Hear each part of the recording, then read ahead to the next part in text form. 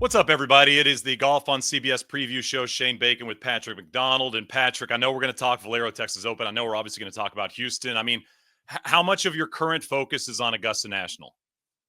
A decent chunk, but I will say I'm kind of surprised at some of the names there at the Valero Texas Open. A really good field, the first 10, 15 names, some guys trying to find some form with Augusta in mind, of course. But I would say 75, 25%. Yeah, 75 Augusta, 25 Texas Open. I wrote not a bad field. I said it's a very kind of week before a major field. Like Ludwig's there, Hideki, Cantlay, Akshay, Jordan Spieth in the field. Max is there, Tom Kim. We'll get to that in a bit. I also wanted to tell you this. So I've got to go to Florida this week to do Corn Ferry. We got Club Card Championship on TV this week. And then I drive to Augusta from Florida. Packing for the Masters is easily my most stressful packing week of the year. And the fact that I've got to kind of like pre-pack and then pack, I have no idea what's in the bag. It's all done. It's going to weigh like 70 pounds. I've got to remember this microphone when I get it all dialed. But I feel like there's extra pressure. Like you want to look good. You want to dress accordingly considering the weather. And you always know at Augusta, it's probably going to rain one day. And you're probably going to ruin at least one pair of nice tennis shoes if you don't bring the golf shoes. So I think I'm ready. I'm not totally sure if I am. What's the scripting like? Did you lay it out on your bed? How many carry-ons are you going to take, or how many bags are you going to check? I need all the information. I'm checking two. One of them is golf clubs, simply because I'm going to play some golf in Jacksonville. Billy Kratzer and I do one of the feeds for Masters.com. We always plan a little bit of like a pre-planning party that's just basically 18 holes of golf together. So we're going to play golf at least once down in Florida. I work with James Nitties, who's become a good buddy of mine, and we play a lot of golf together when we do that. But golf bag with a lot of shoes in there, and then I didn't lay out the scripting, but I think I've kind of got day by day. I think I'm ready. Okay. I've got a little bit of green, kind of something to pop on Sunday, obviously, to kind of go with the theme there. But we think about this week for like 8 months, right? I mean, basically since the end of major season, you think about the start of the Masters, especially when it's not a Ryder Cup year. And the fact that you're finally here almost seems surreal. It's both exciting and a bit of a bummer, because you also realize come a week and a half, it's going to be over and you've got to wait another, 360 days until you get it again. But I always get pretty fired up. It feels like the Players is kind of the start of the year, right, in terms of the big events. And now you get to this, and now it's running. Now we're like Masters into the major season.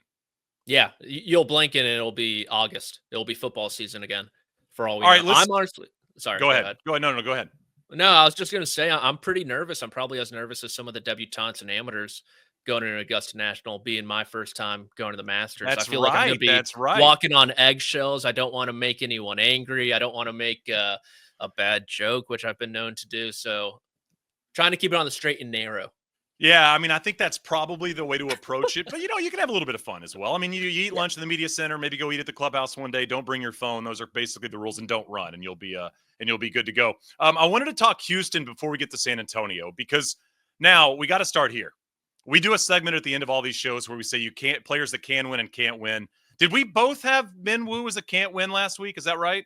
I don't think I did. Just me. I had Min Woo as a can't win. He did win, by the way, in case you were wondering. He did go on to win. It looked like it was going to be a blowout, and I was going to look like a bigger idiot than I did inevitably when I said Min Woo wasn't going to win on that golf course. It was a golf course that set up extremely well for him. He tried to give it away, dude. I mean, it was dicey towards the end, obviously, with that foul ball he hit at the par 5 into the water. He can spray it. I had a comp, by the way, for you, Patrick, in terms of the way he was finishing. It felt to me a little bit like when Jake Knapp was trying to win for the first time on the PGA Tour last year in Mexico. If you remember, he was hitting it all over the ballpark. I think he hit 2 fairways in that final round. The difference, obviously, in Knapp last year and what we saw with Min Woo is he didn't have Scottie Scheffler and Rory kind of chasing him down. But I was both not shocked with the way he was kind of hitting it off the tee in the final round, and also kind of impressed with the way he got it in the house when it looked like it was going to slip away. Yeah, especially with the names that you mentioned. It was almost like I liken him to Rick Ankiel when he was a pitcher. He was just throwing heat, had no idea which direction it was going, but he'd find the ball and just hit his second shot. So I thought the lag putting in the short game was pretty impressive down the stretch, because like you mentioned, the driver was going every which way. He was just throwing it out there, 190 ball speed, and hoping for the best, and it bit him in the butt there on 16 in particular. But Just a great golf course for him. You brought up Mexico Open, pretty similar, right? Where it's just wide open out in front of you. You see someone like Toasty play well at both of those driver heavy golf courses. So I look back to Saturday, Shane, and him dusting Scheffler as almost a full circle moment where Minwoo kind of appeared to U.S. fans at the Players a few years back, and Scheffler dusted him in the final round at the Players Championship, and so I'm sure he took an extra, liking to that Sunday or Saturday performance going into Sunday. I mean, the golf course is fun to watch, and obviously it's fun for the pros. I mean, they can rip it up, especially with ball in hand. I mean, I think they played the first 3 rounds ball in hand, which obviously helps any of the pros in that department. But I was thinking about it. I think Memorial Park, they had rough, and it really was inconsequential, right? I mean, if you hit in the rough, it didn't really matter. The ball kind of sat up. They didn't have any issue getting it out unless you were extremely short-sighted. I know they couldn't do it. I know it would cost a lot of money, but I wish you would lean into like the old Augusta National where they just had fairway grass everywhere. I feel like it'd be one of those golf courses that if they did that, I'm not sure it would help in terms of the way it plays, easier, harder, anything, probably a little easier for the players. But I think it could be a little bit more fun if it was just short grass all over the place. Because if you've got what is it, 1.5 inch rough, maybe that, maybe not even that. It just didn't seem like it mattered at all. And the guys are going to hit driver anyway. So I almost wish they just lean harder into let's just mow everything down.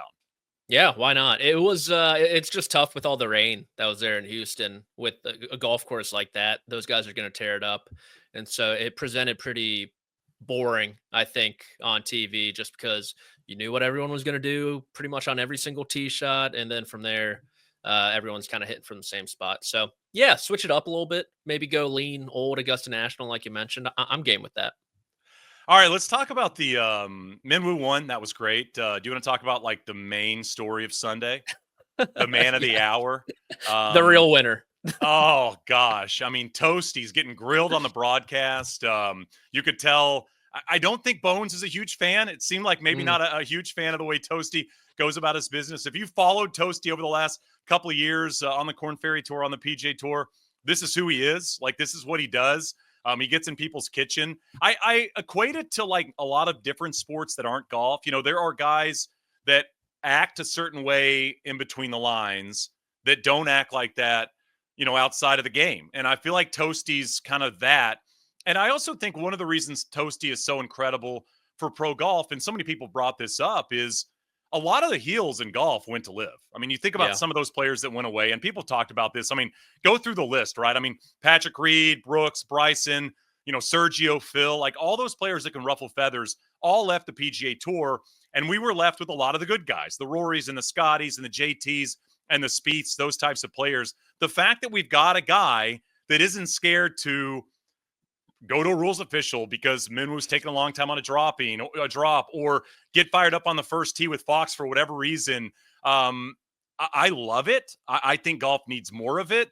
And for Toasty to kind of play that level of kind of mind games on his final grouping, I thought was entertaining, if nothing else.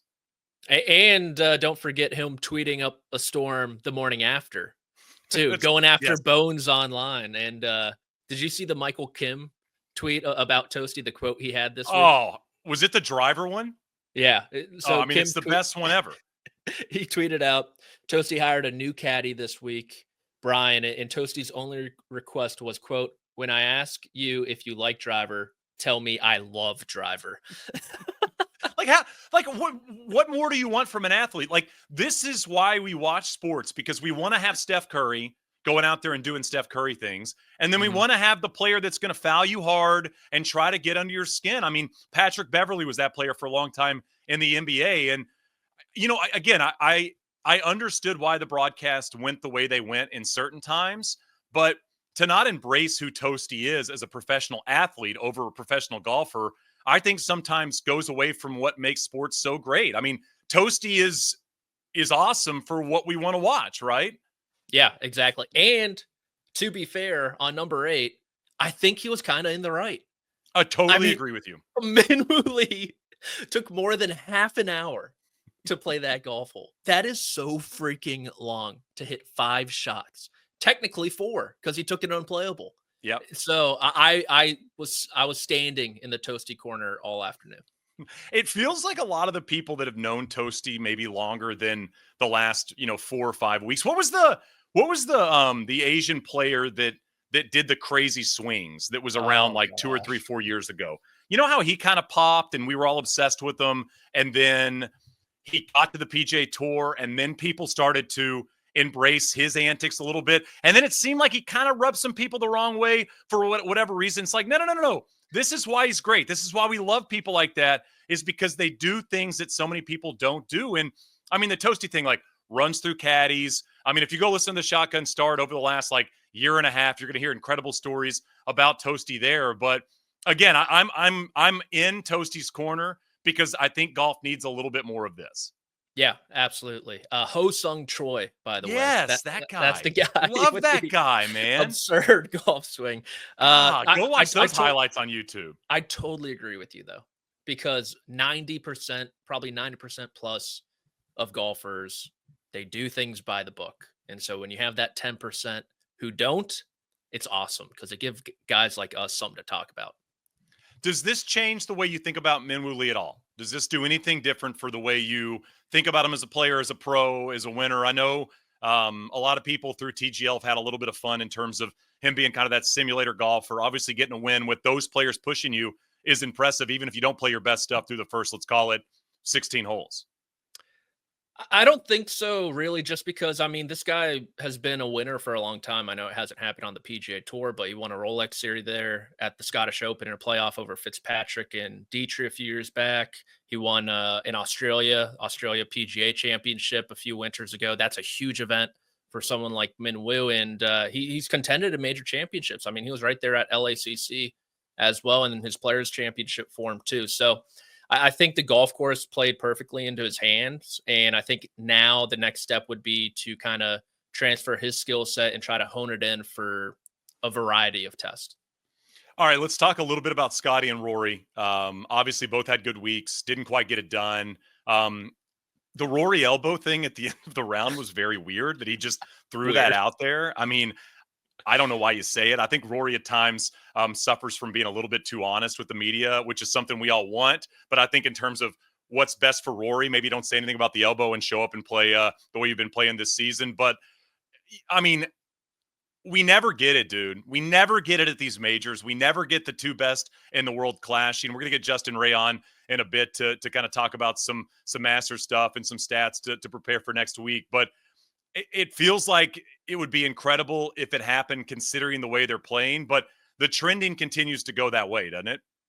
It does. And Rory came into the week saying he had 2 areas of the game that he wanted to clean up. He turned the loft down on his driver Sunday or Saturday night going into Sunday, drove it much better compared to the first 3 days there. Hit a beautiful one on 16 late as well. And then the pitching and chipping that we talk about often, he was a little disappointed with how that played out at the Players Championship, pitched and chipped nicely there at Houston. Some tight lies, which you like to see, especially with Augusta National around the corner. But yeah, the elbow things just in all-time deflection, it seems like. It's like, yeah, I'm playing great, playing the best golf in the world, easy top 5, might not have had it this week.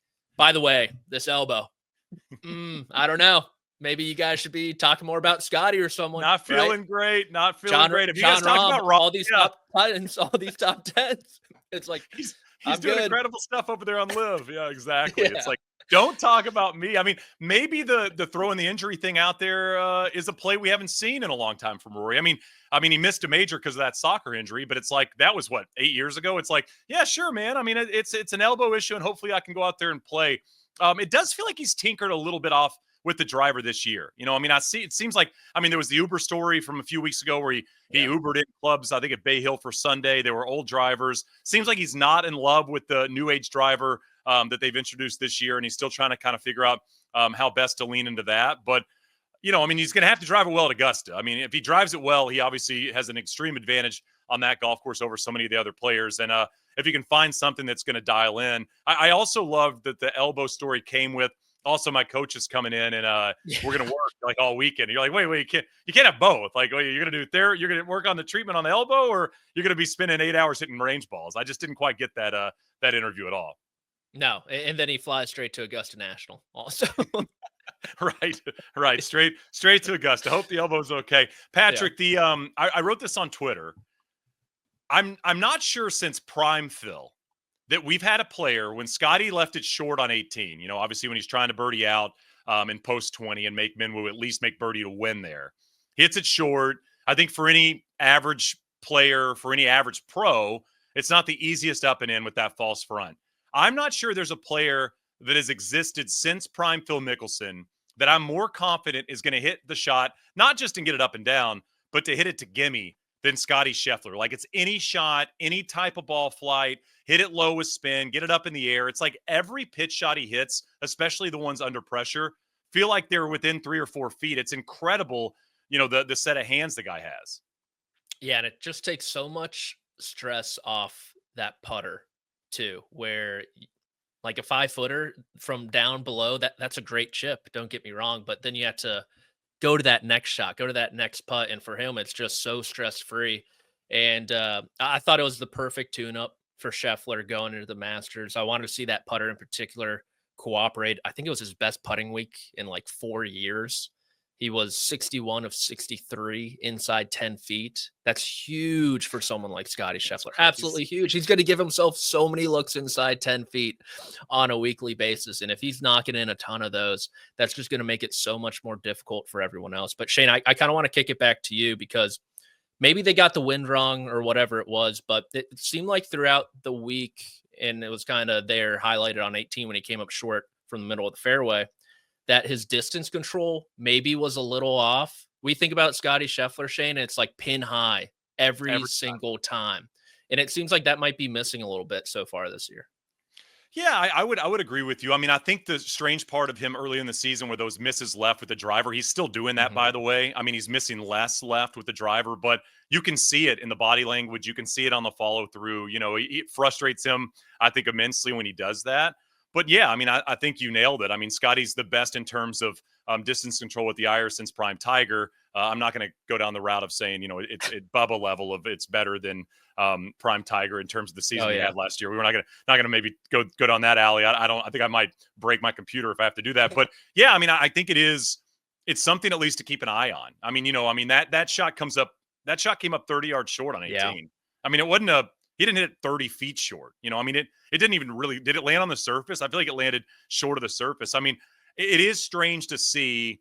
I will be very interested to see how the wind plays at Augusta next week, because from all the reports we're hearing, and obviously what's happened there in that area over the last year in terms of weather, the wind is going to play a little bit differently than it has in the past at Augusta National. I'm very interested to see how these players deal with that. Is it going to be more consistent, which might help somebody like a Scottie Scheffler, or is there going to be more of a guessing game for these players? We had Akshay on last night. We're doing those Twitter spaces for the Masters, and Akshay said he was there last week at Augusta and said he was on a tee. He said he hit a shot. I think it was on 12. He said he hit a shot with playing 10 yards of hurt, and he said it was 20 yards of hurt.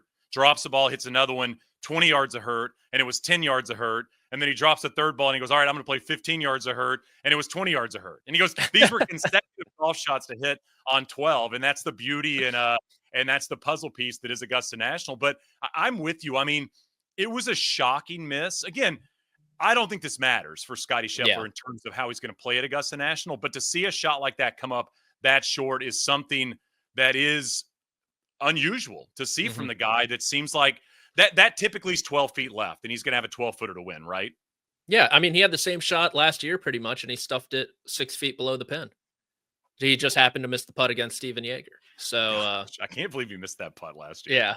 Yeah. So I think it's just something to keep an eye on, especially with, I mean, how good we've seen his iron play, where obviously the misses left off the tee aren't great, but just the distance control, it seems like, is kind of frustrating him a little bit too. But he seems more and more confident by the week. Of those two players, who would shock you more finishing outside the top 10 next week? Probably Scheffler. I mean, the history with Rory, it's got to be Scheffler, I think. Yeah, I think I'd go Rory, honestly. I think if Rory finished outside the top 10 next week, and I mean, finishing in the top 10, you can do it in a lot of different ways. We've seen that a lot throughout the career of Rory McIlroy. So there's always that like final round 67 to jump in there. But I just feel like even if Rory doesn't have a great week, it would feel like a top 10 is still going to be in there. And, I mean, I just think with Scottie, some of the things we've seen from him prior to last week, and even some of the things we saw last week, I'm with you. I don't think it's still 100%, but we're going to get to our Masters power rankings in a bit. And I might be contradicting myself as I sit here and question what we can see from Scottie. But fun week in Houston, man. It's been a fun couple of weeks post players, right? I mean, these events have both produced. I think you nailed it in terms of San Antonio this week. We got a great field, expecting good things there as well. We'll get to our picks and can win and can't win in a bit there as well. But let's get to Jay Ray. Let's get to some stats leading up to Augusta National. All right, everybody's favorite part of the show, 5 Minutes with Justin Ray, the head of content, 21st Group. Jay Ray, are you done? Media stuff's done for the Masters? Yeah, of course. Yeah, no, it's just TGL's over. Now it's the slow part of the year, right? Yeah, you just dial in and get ready. What do you do Masters week? You work alongside, what is it, Sky Sports? Yeah, I work with Sky Sports on their broadcast. They're on the air for a zillion hours, as you know, anything they can get access to, which is beautiful. Everyone loves that. But long week with them, and then I also write for The Athletic and tweet to my heart's content on the old social media. Yeah, if you don't follow Justin Ray on Twitter, what are you doing at this point? I mean, let's get it together. Jay Ray, you got a good amount of stuff for us this week. I know you got some LPGA. We got a little bit of San Antonio, and we've got some Masters. So let's start LPGA. Now, I know we're all going full speed towards Masters Week, but the first women's major of the year is shortly after that in the Woodlands at the Chevron Championship, and I wanted to shine light on a player that you really need to be familiar with, who might be number one in the world before you know it. Ataya Titakun had another great finish in Arizona on Sunday. In her last 11 starts, going back to last year on the LPGA Tour, 8 top 5 finishes, scoring average under 68, more than 3 strokes gained total per round. She's been absolutely fantastic. I wouldn't be surprised if she wins it. She hasn't won a major yet somehow, because just of how talented she is. Her career is pretty young so far. It's still just getting started, but I would be shocked if she didn't break through the major championship. If not this year, very soon. Damn, 3 per round. That is insane. That's like 67.9 scoring average. Jeez, yeah, it's like Scheffler stuff, right? I mean, that's crazy. Good stuff there. See, that's why Justin Ray is Justin Ray. What about San Antonio? What you got for this week on the PGA Tour? So we always talk about the Masters being a second shot golf course. In that regard, TPC San Antonio is a pretty nice warm-up for the guys a week before we get to Augusta National. Winners at the Texas Open the last 10 years have got 43% of their strokes gained for the week from approach play, 6th highest rate of any course on the PGA Tour. So it shows you how important it is. Top 2 players in scoring average at TPC San Antonio over the last 10 years are Corey Connors and Jordan Spieth. They're also 1-2 in strokes gained approach. So that gives you an idea of just how significant it is at TPC San Antonio. And it's a nice, it translates well with 1 week to go before the Masters. Dang, yeah, go ahead. I mean, I was just thinking Corey he's won twice. His only wins here, right? I mean, that's where he's won. I mean, I know Jimmy Walker's kind of been the dominant figure in and around San Antonio over the years, but it feels like Corey's maybe the new boot guy in town. Yeah, new sheriff in town. I was going to ask Jay Ray if those approach numbers included Jordan's shot off the roof last year. It takes it into account, yes. Yeah, that was certainly memorable. And then it's still top 2. Yeah, still top 2 despite hitting it off some shingles at some point. Only dude that's hit it off a roof in Jay Ray's models throughout the year. All right, so focus kind of shifts obviously to Augusta National in the Masters. I'm always interested in like what succeeds there. We know second shot in terms of approach play is massive at Augusta National. I mean, what about driving? How important is driving the golf ball? So it's not necessarily super important, but I have noticed an interesting trend when it comes to driving accuracy at Augusta National the last few years. Over the last 3 years, it's been among the 4 easiest courses on the PGA Tour when it comes to driving accuracy. Fairway accuracy rate over 70% each of the last 3 years of the Masters. That's the first time we've had 70% or more 3 years in a row since the mid to late 90s, 96, 97, 98.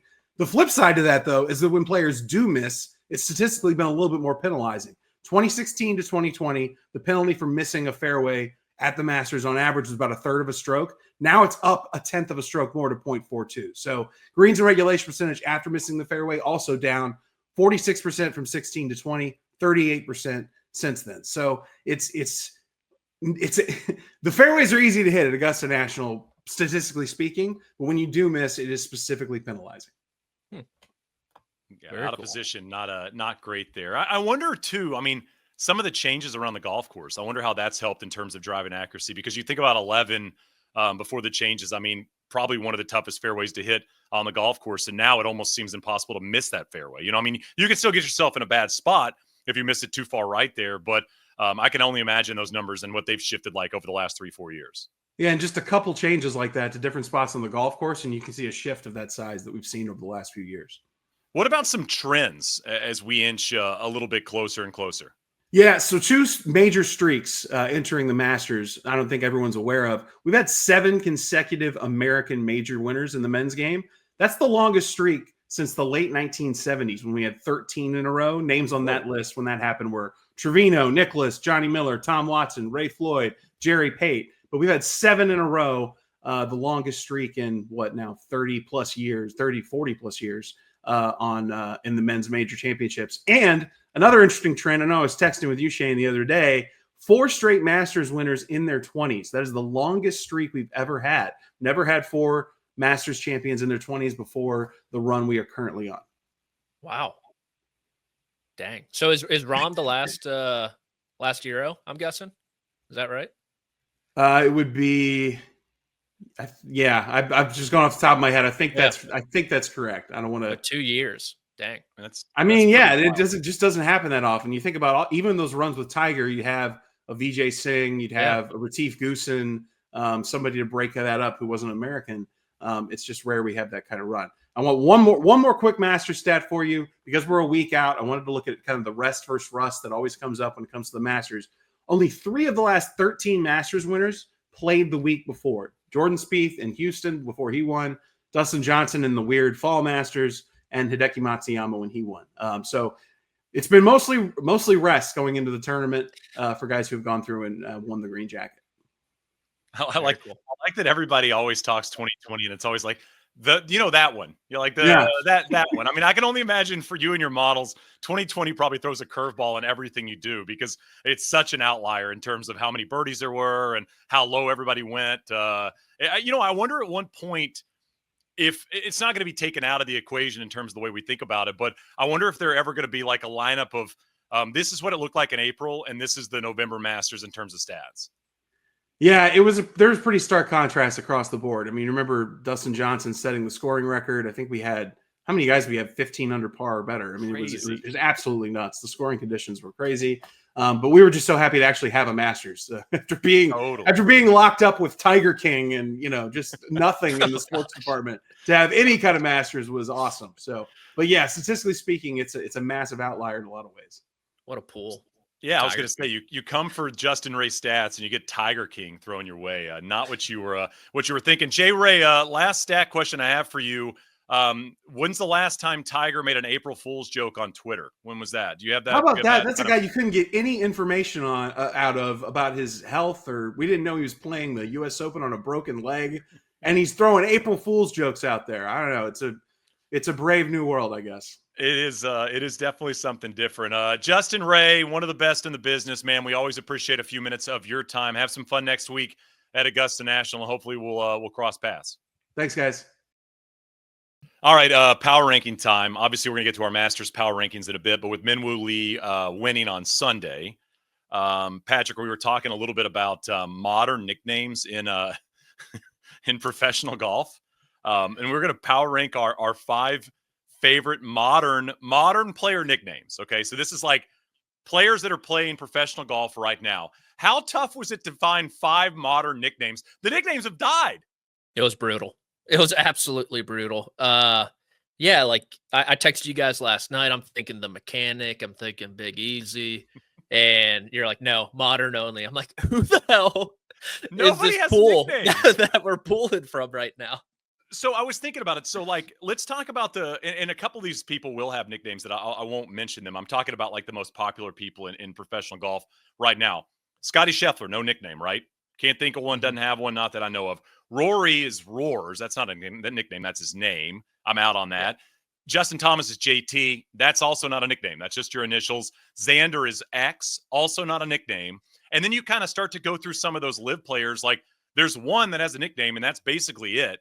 And outside of that, there was a website, Patrick, that I looked up a couple of days ago, maybe last night, and it was like the 32 best golf nicknames, all old players, not a single modern golfer on the list. So we're going to try to change that because I did That's some our digging. fault. We gotta create some nicknames. Yeah, I know. We got to lean a little bit more into them and see if they can stick. So I'm going to start with number 5. He just won. It's a good nickname. It's caught on. People like it. They have outfits and hats and all that stuff around. I think the Chef's a good nickname. I think it makes sense for professional golf. Now, my one, and I've got a few takes on this because the idea of the Chef is that he cooks. The idea is you cook, right? And Minwoo, there's cooking that happens. As we mentioned, first PGA Tour win on Sunday. Is he the chef? Like, should he be the chef? No, he absolutely should not be the chef because I agree. The chef literally has chef in his name. Correct. It's Scottie Scheffler. Yes. Yeah. Like, and he cooks wins all the time. He should be like, his nickname should be like head chef. Something like that. Iron Chef, Top Chef, whatever you want to call him. That should be Scottie Scheffler. Shane, I was thinking about Minwoo Lee. He's almost gotten to the point with his nicknames where he's like Jon Snow in Game of Thrones, where he's like Aegon Targaryen, Lord Commander of the Night's Watch, the King in the North, the Undead King, King of the Andals, all this. That's Minwoo Lee right now. And I'm pretty sure, Shane, he kind of gives his nicknames to himself. Oh. Like he's that guy. I think he is. Okay. Yeah. One which rule is on a tough nicknames. look. Yeah, it's the only rule about nicknames is you literally can't give it your own nickname to yourself. I was thinking about, I think if you think about him as a chef, I think he's like the PGA Tour chef equivalent to, do you remember Lance Stevenson in NBA? Yes. You know, like Lance about once every 10 games would just have like an unbelievable 15 minutes where he would never miss. And he thought he was the best player on the court, no matter if he was playing against LeBron or Steph or KD or anybody like that. That's kind of the chef sense I get from Minwoo. And I wrote that same thing you wrote down, dude. I was like, how is Scottie Scheffler not the chef? Like it should be that. But we'll workshop something for Scottie Scheffler. Who's your number 5? My number 5 is an Open champion, and I remember it vividly on the broadcast when he ran away from the field at St. Andrews many moons ago, but Louis Oosthuizen was dubbed Shrek. Oh, during that Open championship. Didn't have him on my list, but that's very good because of the gap tooth and I guess maybe some big ears. Those were, other people's words, not mine. But I always have thought of him as Shrek ever since he won the Open. Not on my list, but I'm very happy you brought that up. Very good nickname. I feel like Louis is the kind of person that leans into that stuff too and doesn't get offended by it. We'll get to a nickname in a bit where it really rubs the player the wrong way. But man, Louis was like the double eagle king, by the way. I remember he makes the double eagle at the Masters. I asked him one time, I used to play this money game when I worked for Fox with Fax and Mulligan Recall. Have you ever played that game before? I've not. Yeah, so you get a recall and a mulligan every 9 holes. So you can recall a golf shot. So somebody hits a shot and recall it. We're playing in San Diego. We play all the time when we do those Fox USGA events. And Faxon's like 4 or 5 under. We get to 9, par 3, makes a hole in 1. And we recalled it. And he still wins the hole. He made 2. We recall the hole in 1. He hits it like 5 feet, makes the 2. I see Louis at the President's Cup later that year. And apparently Louis had taught Brad the game. And I tell him a story, and Louis he's like, dude, like a month ago, I made a 3-wood, and it was a blind par 5 second shot. And we get up there, and we're like looking around, find the ball in the hole, and the guys are like, go back and hit it again. He's like, no, we already went through it. He's like, hit it again. But maybe one of the best ball strikers in the last 25 years, Louis. My number 4, I think this is an excellent nickname. Bermuda Burns for Sam Burns. Obviously played extremely well on Bermuda grass. Just feel like that's what I want in a nickname, is I want it to kind of flow. I love that it includes a part of his name. And again, it makes sense for who he is as a golfer. So I really like Bermuda Burns. Yeah, alliteration always plays, it feels always like. Good in the nickname game. Yeah, I like that one. My number 4, kind of same age. because I had so much trouble finding them, Shane, I threw the mad scientist at Yep. number 4. Yep. And Bryson, I mean, he kind of has some iterations too. So he could be a multiple entrant on this list. I'm not saying he is, but he has that capability, that upside.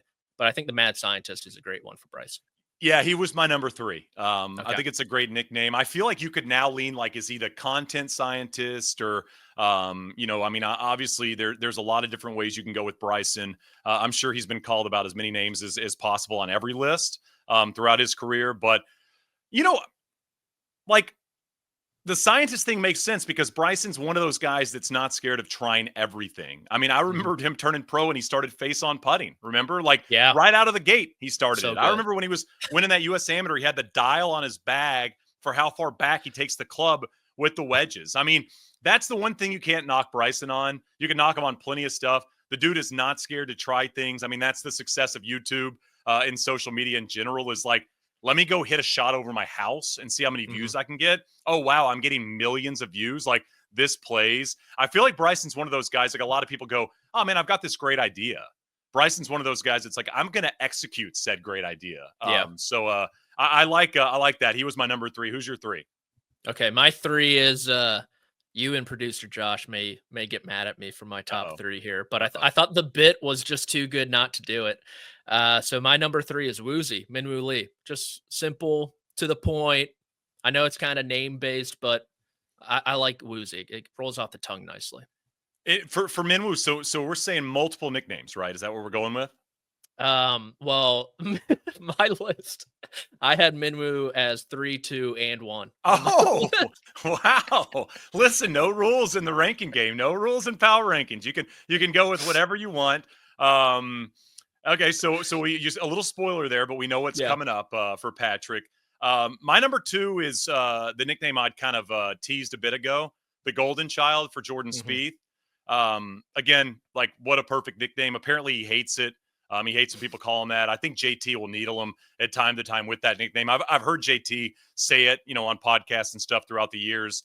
But, you know, really from the jump for Jordan, he was the golden child in pro golf, and the Masters success and the win kind of right out of the gate solidified it. So, you know, I mean, who better to have that nickname in golf and really in sports? So that was my number 2. That's a good one. That was on my list before I decided to turn this into a So you bit. cheated in the game. I got you. Yep. Perfect. Yeah. So I'll go with my number 2. And this was tough, Shane, just because of what transpired there in Houston. I went back and forth on it, and I ended up going Dr. Chipinski at number 2 because coming down the stretch, Minwoo Lee missed the green on 17 and he missed the green on 18. And he did not chip. He putted. And so because of that got downgraded to number 2 instead of number 1. That was number 1, and you had to, that's, I mean, you know what? That's a professional move, and I appreciate you doing that. I feel like that nickname made the most sense last year. Was it the PGA where he chipped in 3 times in one round? Which is like insane stuff to do. He chips in all the time. He chipped in this week. Like, I feel like nobody chips in as much as this guy. Maybe Scottie does, but that's a really good nickname. Like, that should be the nickname. Not the chef, not all this stuff. I totally agree. That should be the one. All right, number 1. Are you going chef number 1? Yeah, I would with chef. Okay, there you go. Minwoo dominating the rankings. If we need more modern nicknames, just lean towards the Australians, and they'll give us that. What's your number 1? I mean, my number 1 was like the first one I wrote down. I texted Joel Damon yesterday, and I said, "What's the best nickname in modern pro golf?" And I immediately wrote, "Never mind, I got it. It's the Big Rig, Harry Higgs." Like, what a perfect nickname. Fits him to a T. You know, like we had him last year on Korn Ferry. Nitties and I would say it pretty much every time we talked about him when we went to him on TV. I just love it. I feel like he's somebody that loves it as well. But the Big Rig is a really, really good nickname for a modern player where, as we've said, not a lot of great modern nicknames in the game. That is a great one. Is that a Scott Van Pelt special? Might be. Yeah, it feels like he's really into calling Harry Higgs the Big Rig. Harry Higgs, yeah. That might have been Scott Van Pelt. Shout out SVP. Do you have any nicknames that you want to throw out there that they hopefully catch on for certain players? Oh, no, I didn't do a list. I mean, there's a lot I've heard. There's Yeah. a lot that make me laugh. Do you have any that that you'd like to kind of lay out and hope they catch a little bit of steam? I have a couple, and they're on the nicer end, so I Okay, don't good, want to be good, mean good. on here. Yeah. TikTok sensation Ben Griffin. I think we should call him the loan shark, Okay. just because he was a loan officer in his past life. I The think it loan shark's plays. great. That's Yeah. great. Into it. I'm signing off on that. And then I have heard a story about Wyndham Clark with a cheeseburger hamburger kerfuffle at a restaurant that didn't end up great. But I always think of Wyndham and I think of ham just because of that last three letters of his name. I think we should call him the Hamburglar. He kind of stole that win from Rory at the US amazing. Open and kind of sneaks up there and steals some wins from time to time. So the loan shark for Ben Griffin and the Hamburglar for Wyndham Clark are my two submissions out there. I mean, both are amazing. Both are exactly what we're looking for in this world. And I would say anybody that has any issues with those needs to reevaluate because those are both perfect. And I'm really proud of you for those, Patrick. Well done. Well done. Now we got to lean into the more serious power rankings. These aren't changing, by the way. We're just doing them every week. This is Masters Power Rankings. I've shifted a little bit. By the way, this is like the lamest one I've done to this point. Like mine is so chalky. I'm sure yours is very similar. These are the players that are probably going to win the Masters. But here's our Masters Power Rankings. We've done this the last few weeks. You can start with your number 5. Okay. I will say this week at Valero, a lot of from that 6 to like 12 range. It seems like a few guys are playing this week. So let me ask you this. Ludwig, is he in your top 5 right now? He is not, just outside. So if he wins this week, does he jump into your top 5? I think there's a chance, yeah. Okay. Because that's kind of the only guy for me that I think would shift my rankings going into next week. If he like finished top 3 or something, I mean, he's still obviously got a very good chance of winning next week. But let's hear it. Yeah. So this is the one change I made. It's a big one, Shane. I moved Xander Schauffele down to number 5. Week off. Didn't like what he was doing there in Jupiter. Just lost in the championship at TGL too. That can't be good. Gotta be crushing him. So I dropped him down to 5. What about you? I got Morikawa at number 5. We've talked a lot about Colin. Obviously, got a great chance. Has played great. You know, he's never missed the cut at Augusta, and 4 top 18 finishes in his 5 starts there, including a 5th and a 3rd. He's probably too low on my list, but I'd like to see him do a little bit more on a Sunday at the Masters. We'll see if he does it this coming week. But Morikawa is my number 5. Yeah, that's a good pick. And I felt like last year, Xander's major season was so historic with 4 top 10s and 2 wins that people forgot. Like Colin was in the mix a lot. He had 4 top 20s and didn't really have his quote unquote A game. So the switch for me with I keep on want to say Scheffler, but Schauffele going down to 5 is Rahm rose up to 4. Made a move. Saw some fire in that Live Golf documentary teaser out of the Spaniard that I really liked. You're so influenced, by the way. He's taken a no one believes in us, why not us attitude, it seems like, going into major championship season. So I think Rahm is going to win at Doral this week and just fire up the hype trains all around, join that Rory and Scottie talk, but I have him at 4 right now. What if Rahm doesn't win the Live event, but wins the Creator Classic Cup or whatever they're calling it? Will that change your rankings at all? Who's he playing with? Who knows? Oh, that's a good question. That whole thing, I mean, we need like 2 more hours just to talk about it. Like, are there going to be suspensions? What's going on? You got a PGA Tour member in the mix. So that's a good question. It's not in my models right now. I'm gonna add it after the show. I appreciate you because that was clearly over my head. Yeah, that's Data Golf will be diving deep into that. I got JT at 4 for me. I just feel like, again, we're trending in a direction where I think JT is going to put together 4 good rounds. Will it be at Augusta National? We shall see. But the game has been impressive this year. I mean, I wrote a thing earlier in the season, like my hopes and dreams of 2025. And JT having a good season was one of those hopes and dreams because, you know, we talked about Hills with Toasty. JT is somebody that is loved and I don't want to say hated, but I think he rubs people and fans at times the wrong way just because he's so confident and because the way he Yes. plays the game and some of the shots he hits and the club twirls and things like that. I love it. I mean, I think JT is incredible for pro golf. I'd love to see JT get in the hunt. I'm sure the texts with Tiger will continue throughout the week, especially there at the Masters, even if Tiger in there. By the way, did you see Tiger with the April Fool's joke tweet today? Unreal. What is going on with his social media team? Like, is this the girlfriend? Is there like girlfriend influence like Belichick or something? I mean, you need to tweet more. Like, this is crazy from Tiger.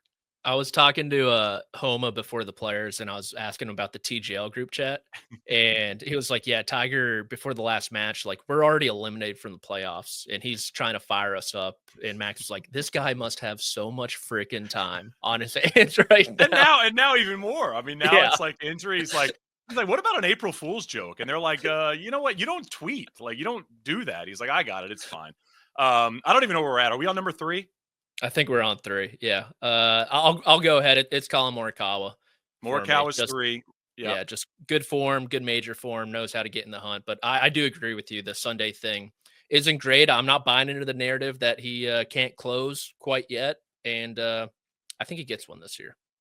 I think he'll get a major as well. I'm not sure it's at Augusta, but I think I'm with you. Wouldn't be surprised. I wouldn't be surprised if he wins 2. Like, I would not be shocked if he did what Xander did last year. I mean, that's the level of play, obviously, we've seen from him in his career, and especially kind of, as you mentioned, maybe not close on Sunday late, but the major wins he's played well in and won. He's closed incredibly well in those final rounds. I'm just going to run through my top 3 because they're probably the same as yours. Well, the top 2 are.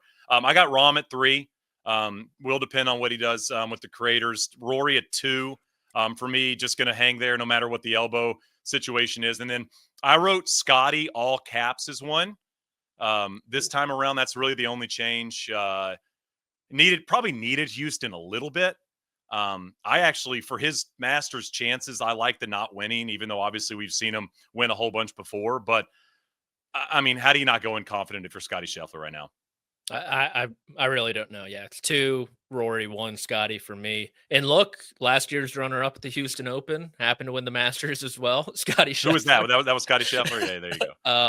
That was Scottie. Yeah, and I talked to Trevor yesterday, and he's like, just the confidence you get as a champion rolling down Magnolia Lane. It can take you over the edge. I know going back to back is insanely difficult, but it feels like, Shane, if there's someone to do it among this era of golfers, feels like it'd be Scottie Scheffler, does it not? Yeah, I mean, the fact that, you do stuff like what I think about with these players is like, can you do stuff and are you capable of doing things that have never been done before in the game or have been done in rarefied air, right? I mean, winning back-to-back players, right? Never been done before. And Scottie kind of does it. And it seemed kind of breezing on Sunday with the way he was able to play in that world. I mean, you're in the Olympics and you're expected to win a gold medal and was he 7 back or 6 back or whatever he was on Sunday? And it's like, he shoots an incredible round of golf, one of the best rounds of golf really of the entire 2024. And then as you mentioned, like the greats do stuff that nobody else does. And I mean, you go through the list of players that have won back-to-back Masters, very, very short list. I feel like Scottie's primed and ready to do it. What did he finish 10th in 23 after he won? Is that right? Something like that? Yeah, 10th. Yeah. Bad putting week. Yeah, putted terrible. And I mean, as you mentioned, the putter last week has got to give him a ton of confidence, and he knows the golf course as well as anybody. So if you don't have Scottie atop your power ranking list, you might be as dumb as somebody that says Minwoo Lee can't win around Memorial Park. So those are our power rankings for the Masters. They're probably not going to change much headed into next week, but I got good news for you. We'll do them again next week because that'll be actually Masters week. All right. In a bit, we're going to get to Valero. We'll do our picks. We'll do our can't win, and we'll do our can win. All right, Patrick, now's the time to do what we're supposed to be doing this entire time. We're supposed to be talking about the actual PGA Tour event that's happening this week, Valero Texas Open. I kind of forgot what happened last year. Rory he finished solo third. He was 9 shots back of Denny and Akshay. I mean, you kind of forget the performance they put on in San Antonio. You do. I think Akshay was as many as 6 strokes ahead heading into the back 9. And it was honestly, Shane, it was a real snooze fest. Until it wasn't. And until it just became 2 horses going at it, and it turned into a really great finish. And Denny, 8 birdies on the back, forced that playoff that he eventually lost. Question for you, favorite 9-hole performance in pro golf over the last, let's call it, decade or so? Showing a little recency bias, I think a couple years ago, Hovland back 9 Sunday at Good call. Olympia Fields. I believe, what was that, a 28? Yep. I think set the course record. Just could not miss on the greens, was pin hunting everything. You had Scheffler in the mix too, who was leading that golf tournament at a great golf course. And so that's the one that always comes to mind. So I cheated a little bit. I went 11 years back. This is the 9-hole performance I always think about in terms of professional golf. Kevin Streelman at the Travelers birdied his last 7 holes, wins by 1 when he did that. You know, it's like one of the all-time incredible I can't miss a golf shot or a putt performances. Yeah, that's the Victor one was great, man. I'd love to see that Victor kind of get back into the mix at some of these big events, like going out there and just beating the brains off the best players in the world. We know we can do it. Time now for can win. Then we'll do can't win, and then we'll do our picks. Who do you have that's going to win? Who do you have that's 3 players you feel like can win this week in San Antonio? Okay, can win. I'm going to go with Corey Connors. I know. Got him as well. Yeah, it's weird. It's like any other week, I'd probably go can't win. But he's playing so good. He does it every year. Once he goes to the Florida swing, he finds his groove, and it's perfect in time for this event in particular. So I'm going to go him. He can win. I'm going to say Cantley can win. Okay. I think it's been a little sneaky season from him so far, but Shane, he's hitting the irons so well, and that putter is looking like that. What was it, 2021 FedEx Cup run that he went on? It's kind of starting to look like that a little bit. So I'll go him, and then going down narrative street a little bit, he needs a win to get into the Masters. I'll say Siwoo Kim can win. Okay. I like that. I like that. I got Corey. I got Akshay. Again, just we had a chance to chat with him last night. Seems very confident, excited to be kind of there defending. So be interested to see what he does that week. He's also like excited that, you know, he said the Masters last year, you know, he wins to get in, and remembers he hurt himself with the celebration. So he went in with that weird injury as well. He's like, man, I'm freed up. Like, I'm playing great. I'm putting great. And I got Hoagie in there as well in terms of players I think that can win. Now, I'm not sure this golf course is hard enough for him. He likes the really tough, difficult golf courses, but maybe the wind will blow a little bit, and we'll see what we can do. Now, you're going to love my can't win list. This is what got me in trouble last week. Had Minwoo on there, and of course, he goes on to win in Houston. I tend to lean towards the higher ranked players on this list because it's easy to go down the list and pick, 3 dudes that, have never won or are never really going to get a contention or going to finish 7th if they play well. I don't think Spieth's going to win this week. He's on my can't win. I don't think Ludwig's going to win this week. He's the highest odds player in the field. I don't want him to win. I think that's probably the reason I have him here. I don't think winning here really helps him kind of lead to a victory at Augusta. And I think he's got a great chance, obviously, getting in contention last year at his first Masters. And then this one's a little easy for me. I mean, second odds on the board, Tommy Fleetwood. I mean, he's never won on the PGA Tour. I mean, it's easy to just go, he can't win at all. History says he's not going to. But those are my 3. I feel like I kind of was going like 3 heavy hitters on the list. No, you're sticking your neck out there. You got to appreciate that, right? Anyone could pick Alex Smalley or Sam Stevens. Like, come on. No one's listening to that. We do have some crossover. So I'm going with Ludwig as well. Nice. There you go. I don't believe he'll win this week. Fleetwood almost made my list, but something in the gut is like, I think this might be the week. So instead, Riverwalk, he's going to be down there getting some like margaritas, probably no salt, like get himself loosened up and ready. I love that. Going to check out the Alamo for all we know. I think that's San Antonio. It's in San Antonio. Nice job. I'm going to say Hideki Matsuyama can't win, which is exactly when he does win typically. So really looking forward to that. And then I'm going to say Sam Burns. Just, dude, Shane, I had such high hopes for Burns coming into this year. It felt like he made a real movement with his iron play, like a real improvement. And it's been kind of disappointing. So Burns is not going to win it either. Who is going to win? Who's your pick? Siwoo Kim. I'm going with Siwoo. Think he gets it done. What about you? I got Corey. I think I picked him 2 weeks in a row to win. So I'll go with him again. And then my sleeper, and I had to double check this on multiple websites. Toasty's plus 17,000. Did you see this? Okay. Like, what's that about? I just reeling from that final round in the tweeting storm. Maybe that's in the models. I'm just saying, if I'm a betting person in golf, and I see Toasty at that number. Like, I mean, he's obviously playing good enough golf to get in contention. I just feel like if I'm going down the list there, I'm going to throw like at least a 10 or a 20 on Toasty there at that number. I like it. I went with a bit of a curveball also, and that's Charlie Hoffman, the 48-year-old. Ooh, just eats up this place. It seems loves like this golf course, man. And he's hitting his irons good enough. So I'll take a chance on Chucky there. I like that. Yeah, those are fun. I love getting chirped about any pick in golf when it's like totally just throwing names at the wall and hoping it happens. Patrick, fun show. Excited about next week. Obviously excited to watch this one. I think you nailed it. I mean, the field maybe is better than a lot of people expected to be in San Antonio. Obviously, we've got an Augusta National Women's Amateur this week. Drive, chip, and putt on Sunday, and then excited for the Masters. Excited for your first Masters. Like, when you were told or somebody let you know that you were going, it's like a pinnacle of your career type of moment. I know that sounds so nerdy for so many people, but I mean, this is the event, if you're a golf fan, that you've wanted to be a part of and be at your entire life. So I know it's an exciting moment. Yeah, I felt like Kobe or MJ in the locker room post titles win, just hugging the trophy, looking down, like I can't believe this is happening right now. No, but it was definitely a very cool moment, and I can't wait to get there. Can't wait to meet you in person. Yeah. Also, and see who wins the Masters. There we go. We'll be back next week. We'll be previewing from probably less beautiful backgrounds from whatever media room we're in.